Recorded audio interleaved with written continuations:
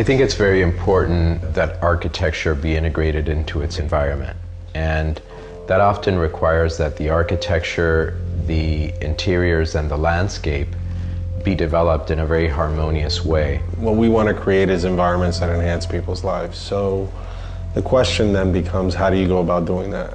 When I approach any project, I am interested in doing something that people are going to really love, really connect with. I think there's different ways of doing that. You can think of spaces and you can think about their proportions, their limits, and how you define their limits. You can affect the way the person experiences the architecture. This film is about a building called Glass. In some ways, it doesn't need a voiceover because by the time it's finished, these 10 custom-built homes that merge seamlessly into the Miami skyline will speak for themselves.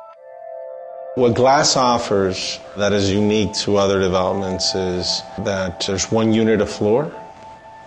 So each unit has 360-degree views. And also the attention to detail and the quality of the finishes that this building has is really like no other. It also resides in a location like no other, south of 5th. In the early 20s, Hardee's Casino made the area, along with Miami Beach itself, synonymous with fashion and leisure.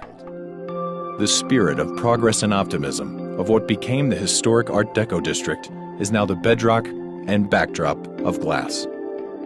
The diversity in architecture, the landscape, the beautiful parks, the wide shoreline, the great restaurants, the great bars. This South of 5th neighborhood is the perfect neighborhood for a project like Glass. David Martin commissioned Renee after his company, Terra Group, took over a halted construction site at 120 Ocean Drive.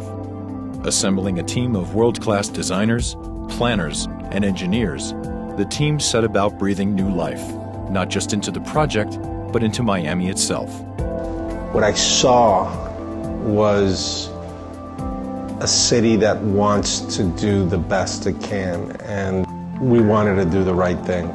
You know, we always start out with an idea, and that idea is what drives the development of the project.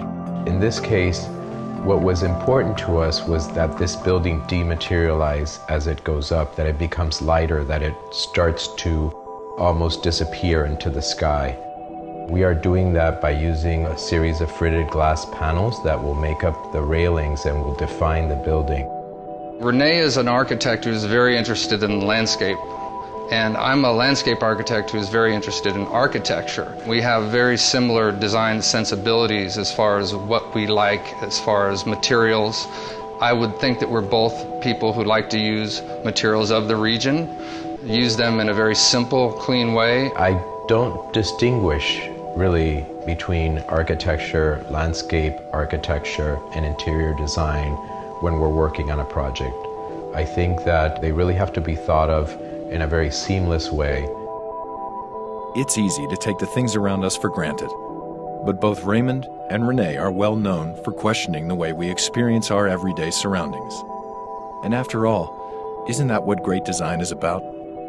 Our intention was to create something that had minimum hardscape, maximum plant material, and a real human scale. The whole building is really a glass building. It's made up of sliding glass panels. And that makes it interesting because I think that the building starts to become almost a barometer of the environment.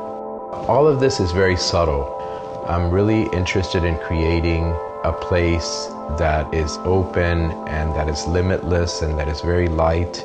And I think that's what creates a very special situation here.